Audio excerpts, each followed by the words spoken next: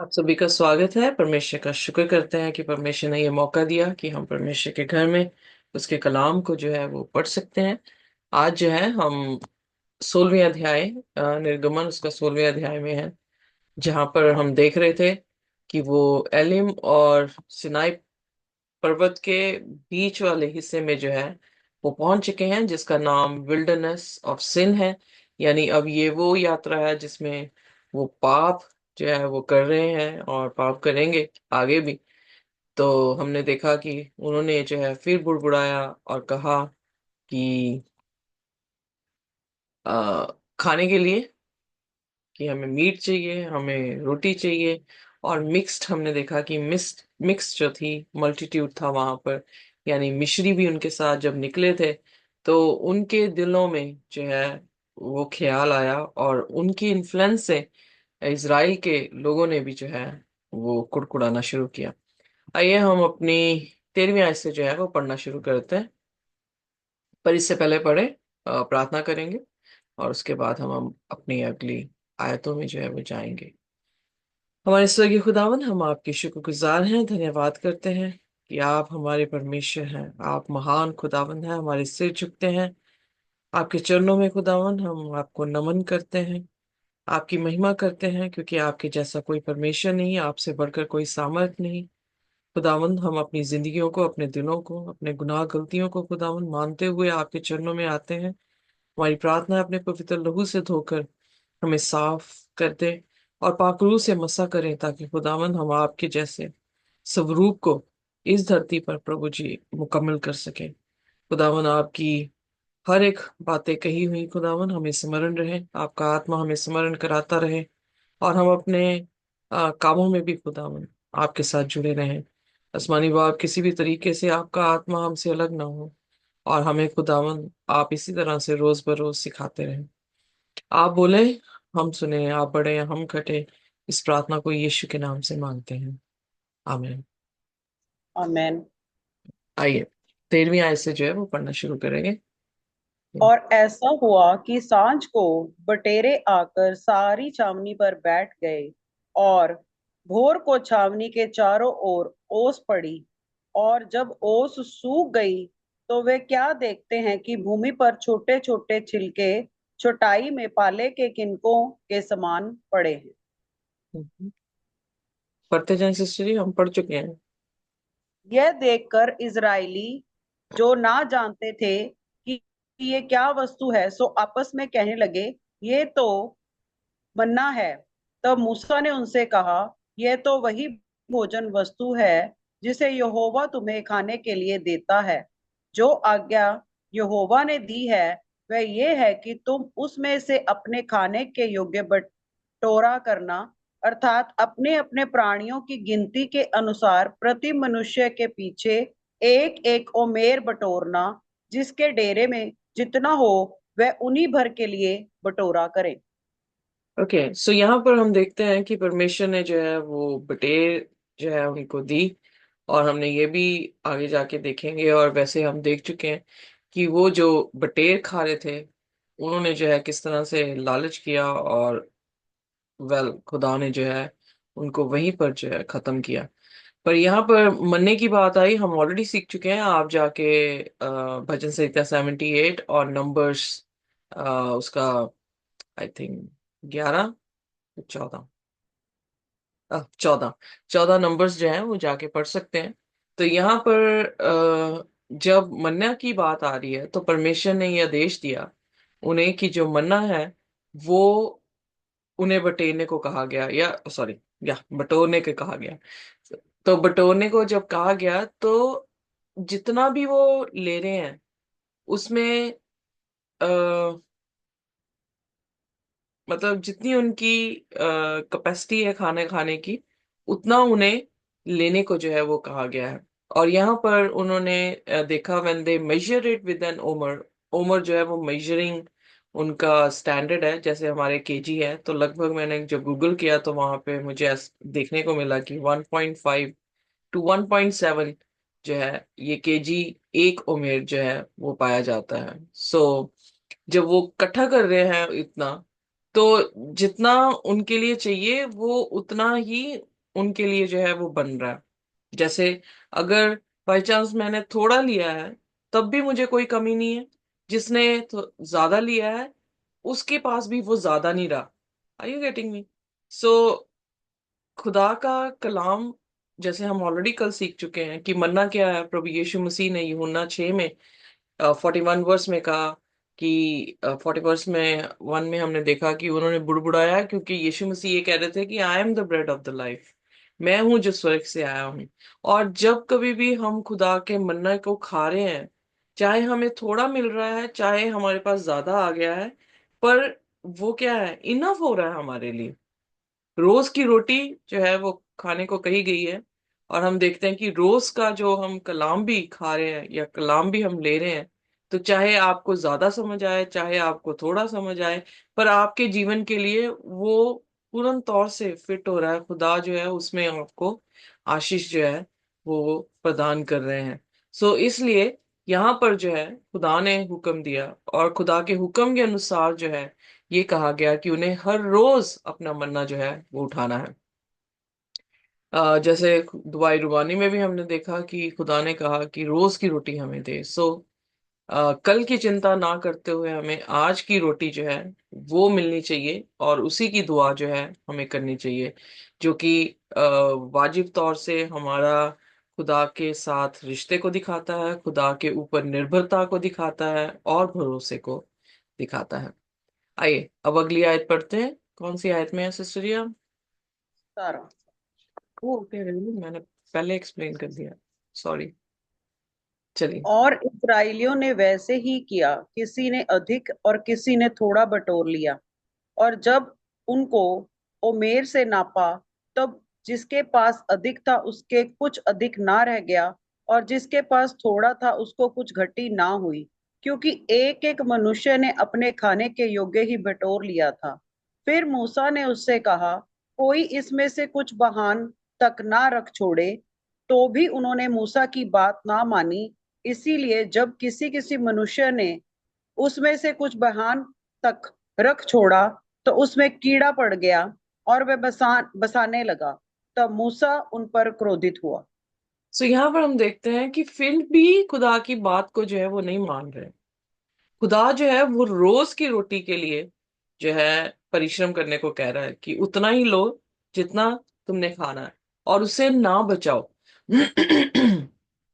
सो saving करने के लिए तो यहाँ पे बिल्कुल भी नहीं जो है वो देखने को मिल रहा कि हमें कोई चीज सेव करके जो है वो रखनी है। बट समहाउ हम यहाँ पे देखते हैं कि अगर उन्होंने सेव भी किया, तो उनके खाने में क्या पड़ गया? कीड़े जो थे वो पड़ गए। और वो खाना जो वो अपनी तरफ से सेव कर रहे थे कि कल को पता नहीं मिलेगा कि नहीं मिलेगा, तो उस खाने पे जो है खुदा ने कीड़े जो है वो डाल दिए। सो यकीनन है कि यहाँ पर मूसा भी जो है वो क्या हुआ, इस बात से क्रोधित हुआ, क्योंकि हर बात खुदा अपनी कमांडमेंट दे रहा है और उस कमांडमेंट को मान ही नहीं रहे हैं, और कुछ ना कुछ जो है वो अपनी मर्जियों पे जो है वो टले हुए हैं, अटके हुए हैं। सो उसके बाद 21वीं आयत प्लीज सिस्टर जी। जी। और वे भोर को प्रतिदिन अपने अपने खाने के योग्य बटोर लेते थे, और जब धूप कड़ी होती थी तब वह गल जाता था। और ऐसा हुआ कि छठवें दिन दूना, अर्थात प्रति मनुष्य के पीछे दो दो ओमेर बटोर लिया। और मंडली के सब प्रधानों ने आकर मूसा को बता दिया। उसने उनसे कहा, यह तो वही बात है जो परमेश्वर ने कही, क्योंकि कल परम विश्राम अर्थात यहोवा के लिए पवित्र विश्राम होगा। इसीलिए तुम्हें जो तंदूर में पकाना हो उसे पकाओ, और जो सिझाना हो उसको सिझाओ, और उनमें से जितना बचे उसे बिहान के लिए रख छोड़ो। सो खुदा ने एवरी डे जो है उन्हें कहा कि वो प्रति रोज की रोटी जो है वो लेंगे, पर छठवें दिन उन्हें क्या कहा कि तुम दुगना जो हो वो उठाओगे। अगर एक उमेर है तो दो उमेर एक प्रति प्रति इंसान के लिए जो है वो उठाना था, क्योंकि छठवें दिन के बाद कौन सा दिन आ रहा है? सातवां दिन आ रहा है। और सातवां दिन खुदा के लिए क्या है? विश्राम। विश्राम दिन है, पवित्र विश्राम दिन है। सो इसलिए उन्होंने उन्हें उन्हें क्या आदेश दिया गया कि छठवें दिन ही जो तुमने बेक करना, जो तुमने बॉईल करना, उसे करके रख लो, यानी अपना खाना पहले ही तैयार कर लो, ताकि सुबह जब कि खुदा का पवित्र दिन है उस दिन तुम कोई भी काम ना करो, और ये खाना जो है वो सुबह तक रहा। कोई भी कीड़ा जो है वो उस खाने में नहीं पड़ा। अगली आयत में जो है 24 आयत में हम जो है वो देखेंगे। पढ़ दे मेरे साथ सिस्टर जी। जी। तब उन्होंने उसको मूसा की इस आज्ञा के अनुसार बिहान तक रख छोड़ा। तब ना तो वह बसाया और न उसमें कीड़े पड़े। तब मूसा ने कहा, आज उसी को खाओ, क्योंकि आज यहोवा का विश्राम दिन है, इसीलिए आज तुमको मैदान ना मिलेगा।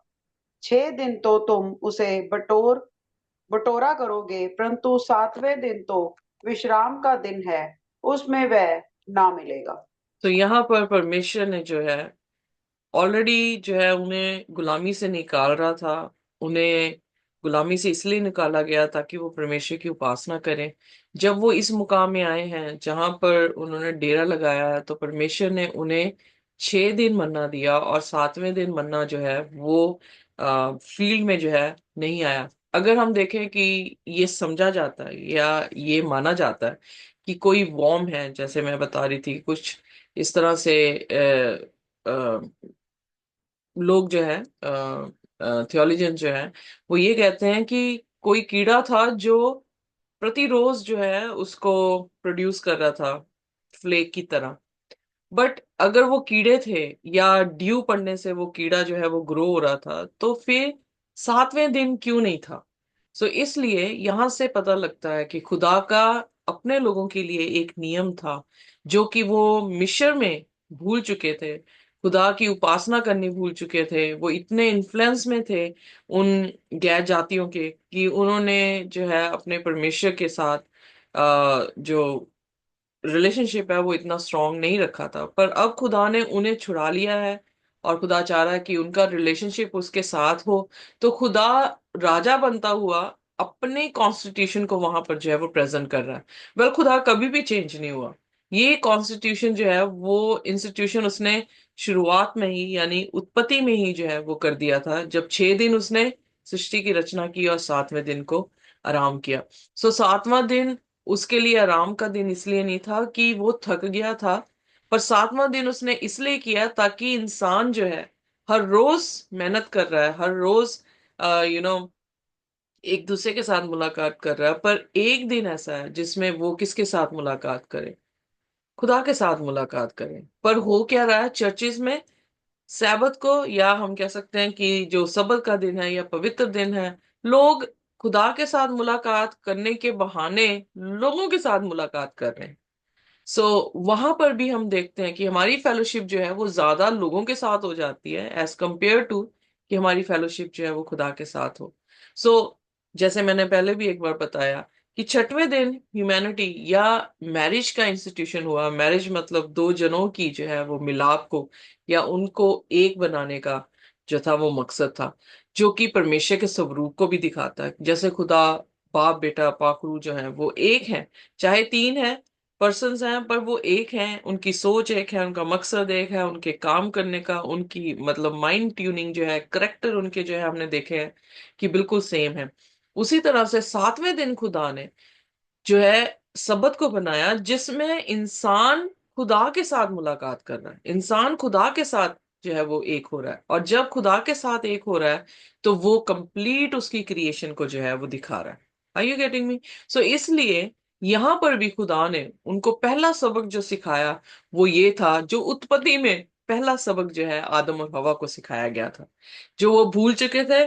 और अब 430 साल के बाद जो है वो खुदा के मतलब उस जमीन पे आ गए जिसमें सिर्फ खुदा उनके ऊपर जो है परमेश्वर था और वो उसके लोग थे। तो खुदा ने कहा कि 6 दिन तो तुम बटोरोगे, 6वें दिन तुम दुगना बटोरोगे, 7वें दिन तुम्हें एक भी वहां पर मन्ना नहीं गिरा हुआ देखेगा, क्योंकि 7वां दिन तुम्हारे परमेश्वर का पवित्र दिन है। और इस दिन तुम क्या करना? 30वीं आयत में, so the people rested on 7th day. लोगों ने जो है उस दिन जो है वो आराम किया। पर कुछ ऐसे भी थे बेआरामी। सो कैसे, आइए देखते हैं 31 आयत में। तो भी लोगों में से कोई 7वें दिन भी बटोरने के लिए बाहर गया, परंतु उनको कुछ न मिला। तब यहोवा ने मूसा से कहा, तुम लोग मेरी आज्ञा और व्यवस्था को कब तक नहीं नोगे? देखो, यहोवा ने तो तुमको विश्राम का दिन दिया है, इसी कारण वह छठवें दिन को 2 दिन का भोजन तुम्हें देता है। इसीलिए तुम अपने अपने यहाँ बैठे रहना, सातवें दिन कोई अपने स्थान से बाहर ना जाना। लोगों ने सातवें दिन विश्राम किया। तो यहाँ पर हम और देख रहे हैं कि सातवें दिन खुदा के आदेश के बावजूद भी जो है कुछ लोग जो है वो सातवें दिन भी बटोरने के लिए चले गए। मतलब क्या कहते हैं, हद ही है पंजाबी में, हद ही है कि खुदा उनसे वार्तालाप कर रहा है, खुदा उनके बीच में डेरा बना के बैठा, खुदा अपने नबी से उन्हें सारे आदेश दे रहा है, बट स्टिल इतनी स्टबर्ननेस, इतनी खुदगर्जी, यस, इतना दिमाग जो है वो अ, पाप से भरा हुआ है कि खुदा की उस कमांडमेंट को मतलब ऑनर ही नहीं किया जा रहा। सो अगर दुनिया में ऐसे लोग दिखते हैं जो खुदा के कलाम को सुन के भी नहीं मान रहे हैं, तो ये कोई नई बात नहीं है, ये बहुत पुरानी ही बात है। उत्पत्ति उसके तीसरे अध्याय की से ये बातें शुरू हुई हैं, क्योंकि उत्पत्ति 3 अध्याय में हम देखते हैं आदम और हवा ने जो है वो पाप किया। उन्होंने अपने आप को सोचा कि शायद खुदा जो हमें ये आज्ञा दे रहा है, क्योंकि शैतान ने उससे कहा कि तुम बिल्कुल नहीं मरोगे, surely you will not die. So एकदम से खुदा के ऑपोजिट जो है वो कॉन्ट्ररी स्टेटमेंट जो है शैतान ने जब दी, तो हवा जो है सोचने लगी कि शायद खुदा ने मेरे से अलग ही चीज छुपा के रखी हुई है। तो उसने क्या किया, उसने फल को जो है वो खा लिया। सो उस दौरान से पाप जो है वो बना आ रहा है। बट शुरुआत से जब से पाप आया है, दो तरह के लोग हैं। एक लोग जो उसकी आज्ञा को फॉलो कर रहे हैं, दूसरे लोग जो उसकी आज्ञा के कॉन्ट्ररी जो है वो चल रहे हैं। सो यहाँ पर भी वो सातवें दिन कुछ लोग ऐसे थे जो जाके वहां ढूंढने लगे, पर उन्हें कुछ भी नहीं मिला। तो खुदा ने उनसे क्या कहा, मूसा से क्या कहता है, how long will you refuse to keep my commandments and instruction? कितनी देर तक तुम मेरी आज्ञाओं को जो है वो उसकी नाफरमानी करते रहोगे? सो खुदा ने सबत का दिन जो है उन्हें दिया, और छठवें दिन वो दुगना दे रहा है। ऐसा भी नहीं कि वो एक ही दे रहा है, उमेर दे रहा है उनको, उनको 2 उमेर पर पर्सन जो है वो मिल रहा है। इज इट नॉट इनफ उमेर? अगर देखा जाए तो 2.5 किलो का आटा इनफ है कि हम रोटी खा सकते हैं। सो इतना खुदा उन्हें जो है वो दे रहा है, पर फिर भी वो क्या कर रहे हैं, खुदा की इच्छा के अनुसार नहीं, अपनी इच्छा के अनुसार जाए।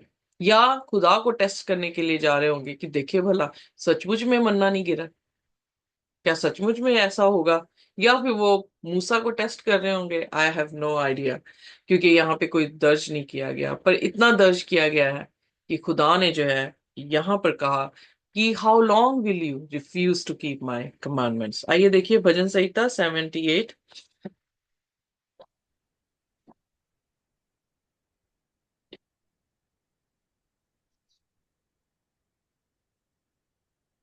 जी 78। 78 एंड 7th वर्स। 78 में 7th वर्स। 7th और 8th दोनों पढ़ते हैं। जी। जिससे वे परमेश्वर का भरोसा रखें और परमेश्वर के बड़े कामों को भूल न जाएं, परंतु उसकी आज्ञाओं का पालन करते रहें और अपने पितरों के समान न हों, क्योंकि उस पीढ़ी के लोग तो हठीले और झगड़ालू थे, और उन्होंने अपना मन स्थिर न किया था, और न उनकी आत्मा परमेश्वर की ओर सच्ची रही। सो यहाँ पर परमेश्वर क्या कह रहे हैं, अगर आप पूरा शुरुआत से पढ़ें तो एक पीढ़ी को आने के लिए कह रहे हैं, जो पीढ़ी क्या करे, खुदा पर भरोसा करे, अपनी आशा रखे, उसके बड़े कामों को भूले ना, और खुदा के कमांडमेंट्स को जो है वो फुलफिल करे। बट कैसी हो वो पीढ़ी? अपने पितरों की जैसी ना हो, जिन्होंने हठीलेपन के कारण खुदा के कलाम को या खुदा की कमांडमेंट्स को जो है वो सुना नहीं। जो खुदा की कमांडमेंट्स को नहीं सुन रहे वो अपने बाप दादों के जैसे हैं, जो पुराने बाप दादे थे। यानी यहाँ पर हमारी बेसिकली तो यहीं से जो है हमारी आई मीन टू से खुदा के लोगों में से ही तो हम निकले हैं, नूह के बच्चों में से तो हम सभी जो है वो आए हैं। हमारा एक ही बाप है, तो हमारे पितरों ने जो पाप किया है वो हम पाप ना करें, कि हम खुदा के ऊपर आशा ना रखें और हमें भरोसा ना हो खुदा के उसके बड़े कामों को देखकर भी, कि उसने ऐसे ऐसे काम किए हैं हमारी जिंदगियों में, फिर भी हम जो है आशाहीन रहते हैं, फिर भी हमारी चिंताएं हमें घेर के रखती हैं। और जो हम अपनी सेविंग करने की कोशिश करते हैं कि ताकि आने वाले टाइम पे हम खुद ही अपनी चीजों को हैंडल कर सकें, वो भी एक तरह से ये दिखाता है कि हम परमेश्वर पर पूर्ण तौर से जो है वो भरोसा नहीं करते हैं। यहाँ पर इसीलिए खुदा ने उन्हें, पहली चीज कि वो खुदा पर भरोसा करें कि खुदा अगले दिन भी उन्हें मन्ना दे सकता है। दूसरी चीज, खुदा ने एक दिन को डिस्टिंक्ट करना था, यानी अलग दिखाना था, इसलिए खुदा ने एवरीडे मन्ना उठाने को कहा, और जो बच जाता था उस पे कीड़े लगते थे, पर एक दिन नहीं लगता था, जो ये एश्योरेंस थी कि खुदा ने ही ये बात की है, मूसा अपनी तरफ से बातें नहीं कर रहा है, क्योंकि छठवें दिन जो वो दो गुना दुगना उठाते थे उसमें रह जाता था, क्योंकि अगले दिन खाना होता था, तो उस मन्ना में कीड़ा नहीं लगता था। हम अब 31 आयत में आ गए। जी। ओके। 30 आयत में मैं ऑलरेडी बता चुकी हूँ कि फिर लोगों ने क्या किया, विश्राम किया 7वें दिन।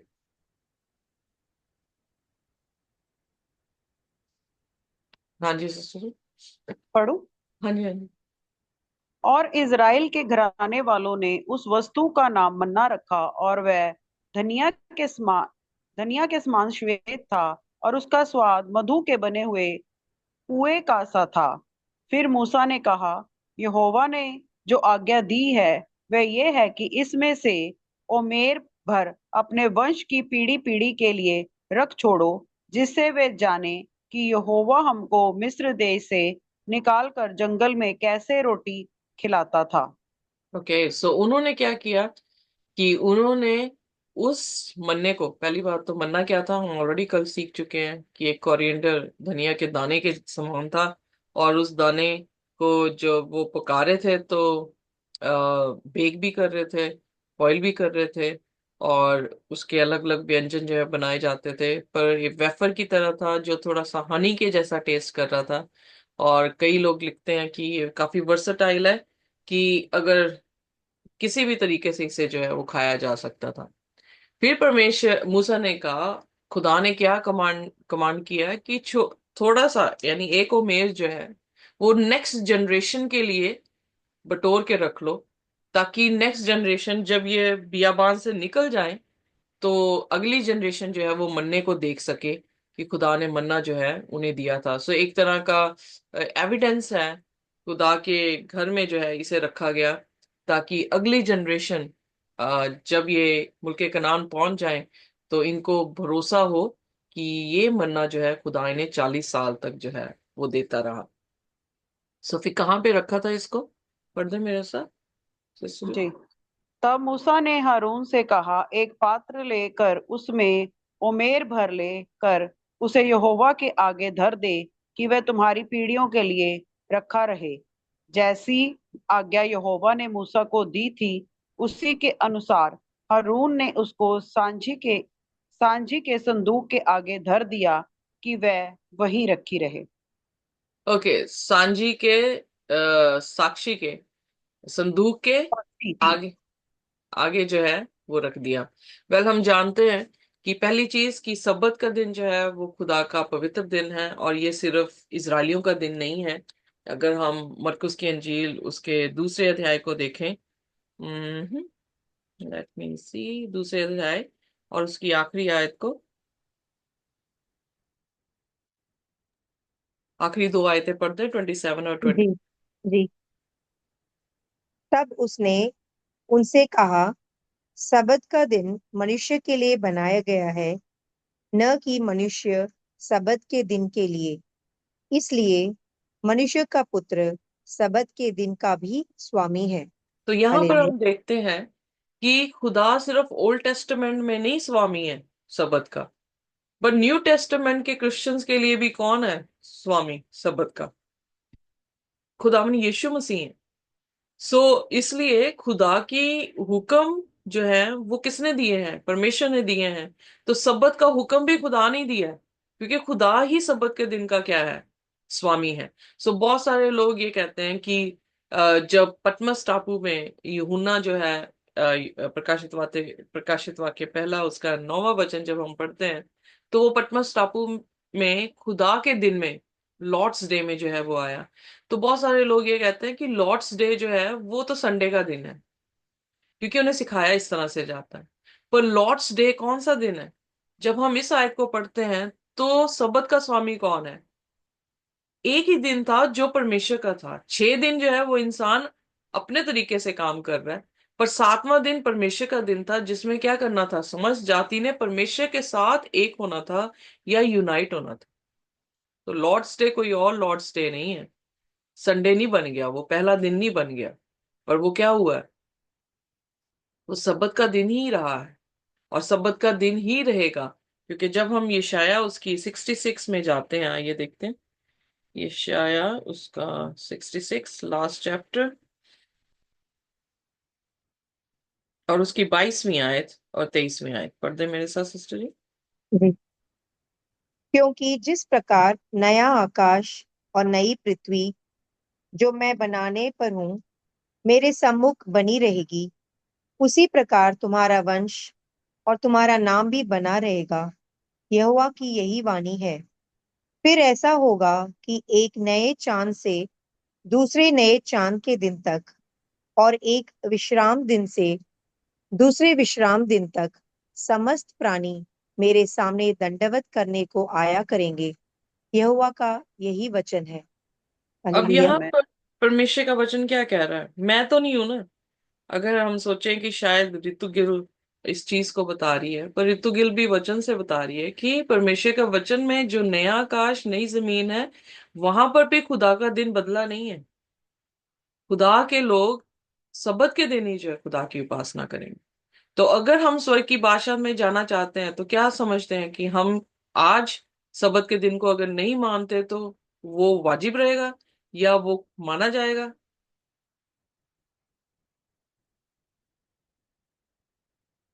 नहीं। नहीं। सो यही बात मैं कह रही कि शुरुआत से खुदा सब्बत को महत्व दे रहा है।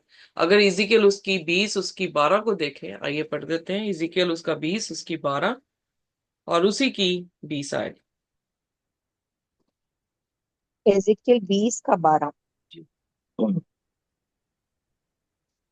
फिर मैंने उनके लिए अपने विश्राम दिन ठहराए, जो मेरे और उनके बीच चिन्ह ठहरे, कि वे जाने कि मैं यहोवा उनका पवित्र करने वाला हूँ।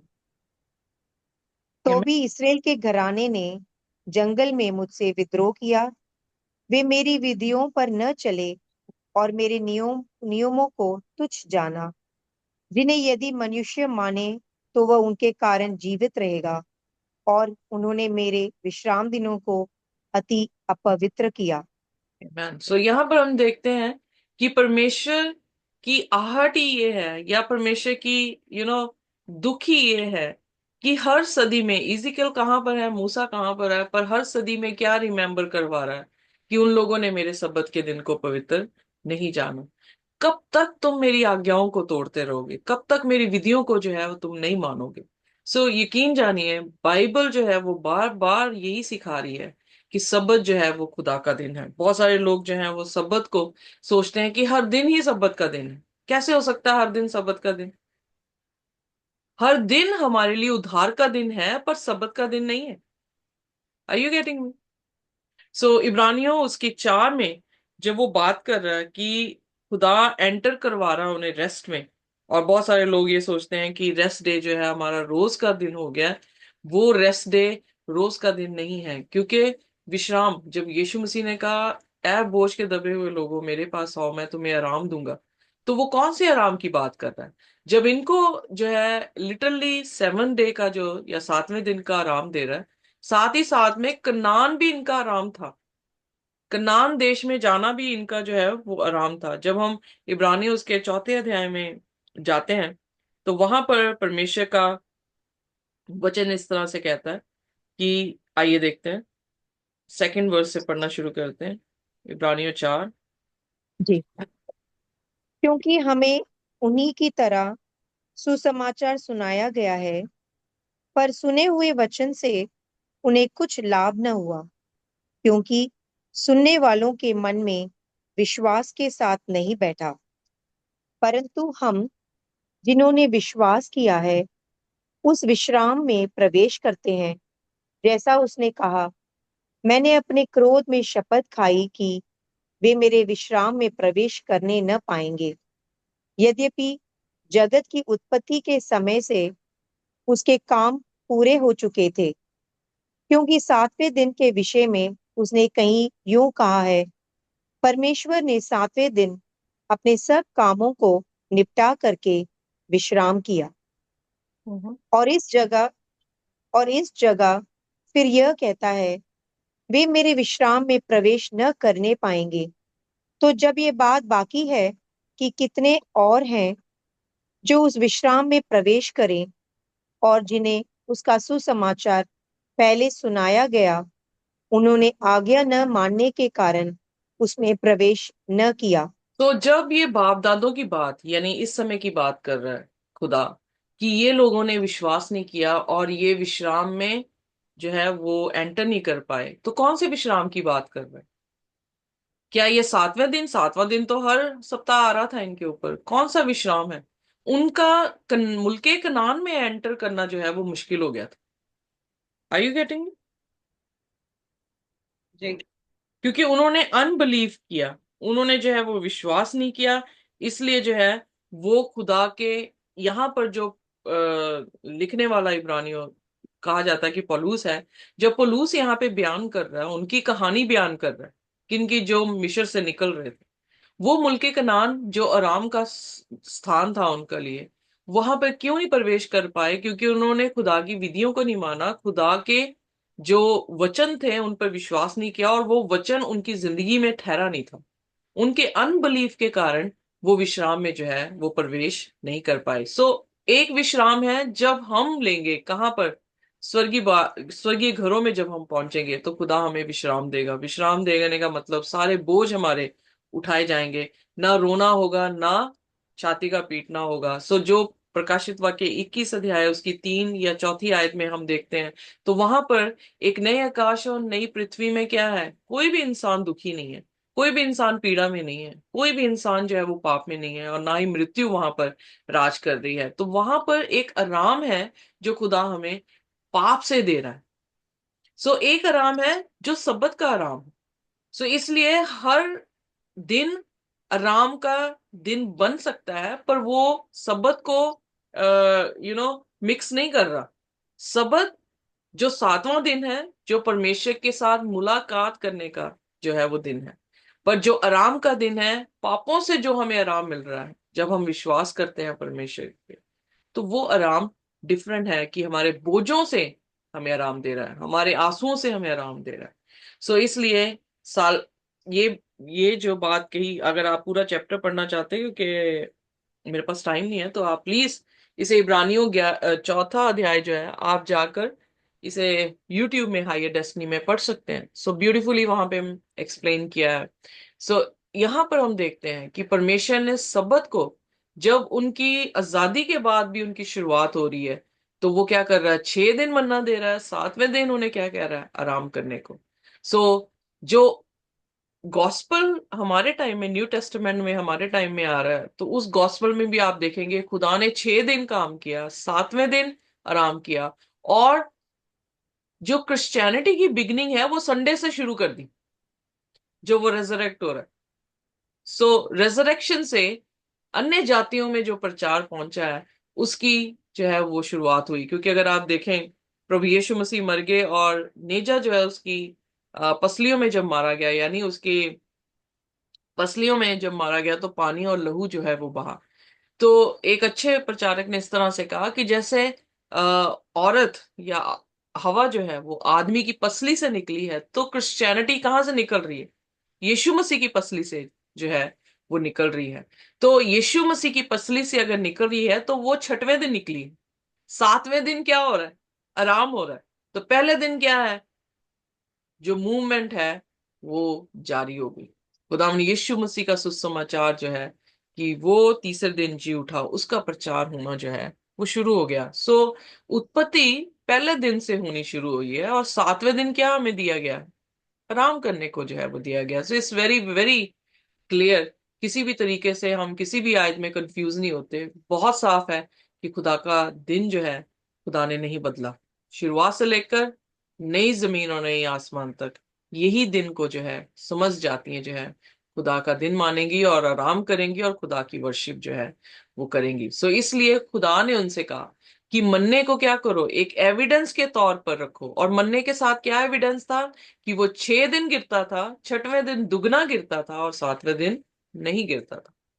और छठवें दिन और सातवें दिन के बीच में उस मन्ने में कीड़ा भी नहीं लगता था। सो ये खुदा की योजना थी, और इसी का एविडेंस जो है वो आर्क ऑफ कवर्नेंट पे जो है वो रखा गया। वेल, आर्क ऑफ कवर्नेंट जहां के जिसके ऊपर जो है मर्सी सीट है, परमेश्वर बैठते हैं, और दो चेरबिम, अगर आप याद करें, सेंचुरी में जो है वो रखे गए थे। तो आर्क ऑफ कवर्नेंट के अंदर मन्ना रखा गया था, 10 हुक्म रखे गए थे, और हारून की बडिड छड़ी जो है वो रखी गई थी, जो ये दिखाती थी कि मन्ना हमारी रोज की रोटी खुदावन यीशु मसीह है। और 10 हुक्म हमारी विधियां, जो खुदा की विधियां हैं, उससे हमारा टेस्ट होगा या हमारा न्याय किया जाएगा। और जो हारून की बडिड छड़ी थी, वो शेपर्डिंग को दिखा रही है कि खुदा हमें गाइड जो है वो कर रहा है। तो उसने आग के खंबे और बादल के खंबे के जरिए से उसने क्या किया? इज़राइल को, जब भी वो उड़ जाता था, इज़राइल को पता लग जाता था कि अब हमें क्या करना है, आगे बढ़ना है। तो वो अपने टेंट्स जो है वो बांध के कूच, यानी एक्सोडस, यानी चलना जो है वो शुरू करते थे। सो इस तरह से खुदा ने उनकी जो है वो सहायता की। और अगर खुदा ने ये सेटअप किया है, इब्रानियों की पुस्तक में लिखा है कि वो तो कॉपी थी आसमान की, सेंचुरी की, जो जमीन पर मूसा को दी गई और मूसा ने जो है वो बनाई है। सो अगर जमीन पर वो सेंचुरी थी, वो आसमान की कॉपी थी, तो आसमान में आज भी वही सेंचुरी है, क्योंकि प्रकाशित वाक्य में हम बार बार मंदिर के बारे में जो है वो जिक्र करते हैं, और प्रभु यीशु मसीह मंदिर में ही जाकर हमारे लिए इंटरसेशन जो है वो कर रहे हैं और अब न्याय कर रहे हैं। सो इसलिए यकीन जानिए कि खुदा का कलाम जो है वो कभी भी बदला नहीं है, ना वो बदलेगा और ना उसका कलाम जो है वो कभी बदलेगा। सो विश्वास करते रहें, और अनबिलीफ को खुदावन यीशु मसीह से प्रार्थना करते रहें कि वो आपकी जिंदगी से वेपोरेट होता जाए, ताकि आप उसके आराम में जो है वो क्या हो, प्रवेश कर सके। सो जब खुदा ने मूसा से कहा, मूसा ने हारून से कहा, वहां पर भी चेन ऑफ कमांड हम देखते हैं, और हारून ने जो है उसे आर्क ऑफ कवेनेंट के बाहर जो है वो रख दिया। इजराइलाइट्स ने, अब 35 आयत पढ़ देंगे प्लीज, 35 और 36 आयत। इजरायली जब तक बसे हुए देश में ना पहुंचे तब तक, अर्थात 40 वर्ष तक मन्ने को खाते रहे। वे जब तक कनान देश के सिवाने पर नहीं पहुंचे तब तक मन्ना को खाते रहे। एक अमेर तो आपा का 10वां भाग है। ओके, सो ये उनकी मेजरमेंट है। सो पर मैंने जब आपको बता ही दिया कि 1.3 टू 1.7 केजी करके एक उमेर है। सो हम देख रहे हैं कि परमेश्वर चाहे बियाबान से उन्हें लेकर जा रहा था, पर मुहैया करने वाला कौन था? खुदावंद खुदा था। हम भी अपनी जिंदगी, जो भी हम सफर में हैं, हमारा भी एक तरह का बियाबान ही है, जहां पर ये समस्या, वो समस्या, ये मसला, वो मसला। पर हमारे हर मसलों का समाधान किसमें है? किसके पास है? प्रभु यीशु मसीह के पास है। और जब हम विश्वास करते हैं, उस मसलों को प्रभु यीशु मसीह के सामने रखते हैं, तो विश्वास रखें कि खुदा हर रोज की रोटी देना जानता है। सो इसलिए ये शाया भी कहता है कि खुदा के लोगों को जो है खुदा मुहैया क्या करेगा? रोटी भी करेगा, पानी भी करेगा। फिर भजन संहिता में, आई थिंक उसके 8वें अध्याय में, उसमें लिखा है, शेर के बच्चे भूखे रह सकते हैं, पर खुदा के तालिब कभी भूखे नहीं रहे। उसने कहा, मैंने कभी भी खुदा के तालिबों को मांगते हुए नहीं देखा है। Hallelujah. Hallelujah. Praise the Lord. Hallelujah. So जब भजन हम संहिता खुदा के 34:10। Sorry sister. भजन संहिता 34:10। Very good, thank you very much. 34:10 पढ़ दें अगर आपने खोल दिया तो। जी। सो खुदा के लोगों को किसी चीज की भी घटी नहीं है। अगर मन्ना ज्यादा भी है तब भी वो कम नहीं पड़ेगा। अगर उन्होंने थोड़ा लिया है तब भी वो कम नहीं पड़ेगा। जी। अगर ज्यादा लिया है तो ज्यादा नहीं रहेगा, मतलब प्रॉपर उतना यूज कर लेंगे। जो कम है उनको किसी चीज की जो है वो कमी नहीं होगी। जवान सिंहों को तो घटी होती और वे भूखे भी रह जाते हैं, परंतु यहोवा के खोजियों को किसी भली वस्तु की घटी न होगी। आमीन। आमेन Amen. आमेन। सो मत्ती Amen. 6 उसकी 33 में तभी का लिखा है, सबसे पहले किसकी खोज करो? परमेश्वर की स्वर्ग और उसकी या धार्मिकता की। हाँ पढ़ दे बोल। स्वर्ग राज्यों की खोज स्वर्ग करें तो राज्य की, उसकी धार्मिकता की, तो हर एक चीज क्या हो जाएगी? Shall be added unto you. आपके पीछे पड़ के मिलेगी, उसके पीछे पड़े मिलेगी। सब जुड़ तीस। जाए, हाँ सब जी, मैं लाइन पढ़ूं। पे आ जाएंगी चीजें। क्या? जी। तो यकीन इसलिए जानिए। पहले तुम परमेश्वर के राज्य और उसके धर्म की खोज करो, तो ये सब वस्तुएं भी तुम्हें मिल जाएंगी। ओके, सो इसलिए आमीन। खुदावन यीशु मसीह, यही 10 हुक्मों में से दो हुक्म में समराइज किया गया है कि सबसे पहले क्या कर? अपने परमेश्वर को मोहब्बत कर। सो हमारी फर्स्ट प्रायोरिटी परमेश्वर है, और फिर उसके बाद हमारे भाई लोग हैं, हम अपने जैसा उन्हें प्यार करें। तो यहाँ पर खुदावंद अपनी क्या कर रहा है? पूरी कमांडमेंट को हमारे सामने रख रहा है। सो जो उसकी कमांडमेंट्स हैं उसी के इर्द गिर्द जो है वो क्या हो रहा है? कलाम जो है वो चल रहा है। कलाम उसके हुक्मों से बिल्कुल बाहर नहीं गया है। इसलिए कलाम और खुदा एक है। और इसलिए जितनी इज्जत आप खुदा के लिए करते हैं उतनी उसके कलाम के लिए भी हमें करनी की जरूरत है, ताकि हम किसी भी तरह से खुदा के कलाम को तोड़कर खुदा की निंदा या खुदा का निरादर ना करें।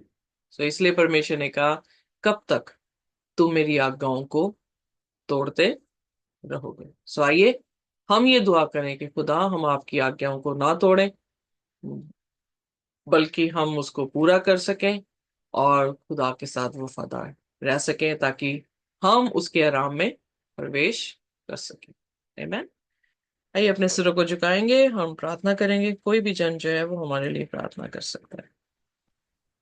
Let's pray. खुदावंद आपका धन्यवाद हो, आपकी महिमा करते, आपके नाम को जलाल देते। खुदावंद आज का दिन है खुदा जो आपने बनाया है, हम इसमें गना दे तो हम मिटने गए, क्योंकि खुदावंद यस ये आपकी महाकरुणा का फल है। आपकी दया है प्रति भोर बने होते थे, तेरी से छह माने है मेरे मन यहोवा को धन्य कर, जो कुछ मुझ में वो उसके बदनाम को धन्य के मेरे मन यहोवा को धन्य कर, किसी को आपको ना भूलना। खुदावंद बाप आपका धन्यवाद हो कि आप आपके वचनों के द्वारा प्रतिदिन प्रति समय खुदा आप हमें आशीष करते चले जाते हैं, और आपके वचनों के द्वारा परमेश्वर हमारा विश्वास आप में और दृढ़ होता चला जा रहा है। खुदावंद आपका धन्यवाद। आज खुदा जब हम वचनों के द्वारा देखते हैं परमेश्वर की, जो इस्राएलियों का विश्वास डगमगाता गया परमेश्वर, जब आज हमारे पास आपका कलाम है खुदा, हमारा विश्वास ना डगमगाए परंतु स्थिर पाया जाए खुदावंद आप में।